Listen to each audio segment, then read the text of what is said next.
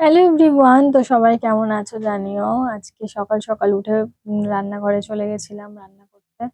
মা রান্না কমপ্লিট করে গেছে, তবুও একটা তরকারি বাকি ছিল, তো সেটাই করলাম। আর তারপর সমস্ত বাসি কাজ শেষ করে নিলাম। সকালবেলা অনেক কাজ থাকে, যেহেতু মা মাঠে যায়, তো বাড়ির জল তোলা, ঘর বাড়ি ঝাড় দেওয়া সবই আমাকেই করতে হয়। তো সেগুলো কমপ্লিট করে দু ঘরের বিছনা সুন্দরভাবে গুছিয়ে নিলাম। তারপর একটু ফ্রেশ ভাবে বসলাম, কারণ একটা গল্পের বই পড়ে রেখেছিলাম কালকে। ওটা ভাবলাম যে আজকে শেষ করব, কারণ আর নইলে আর করা হবে না। সারাদিন কাজের মধ্যে না আর ভুলেই যাব। অর্ধেক গল্প পড়ে রাখলে আমার আর মানে ভালো লাগে না যতক্ষণ না সেটা কমপ্লিট হয়।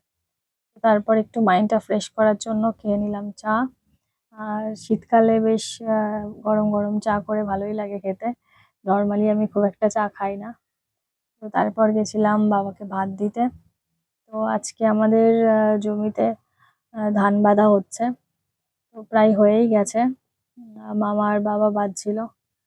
তো সেখানেই খানিকক্ষণ একটু দাঁড়ালাম। শীতের মধ্যে বেশ ভালো লাগছিল, রোদটা গায়ে লাগছিল।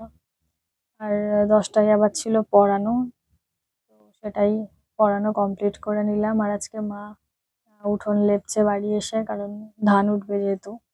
তারপর সন্ধ্যাবেলায় গেছিলাম একটা কীর্তনে, ওখান থেকেই প্রসাদ গ্রহণ করে বাড়ি ফিরলাম।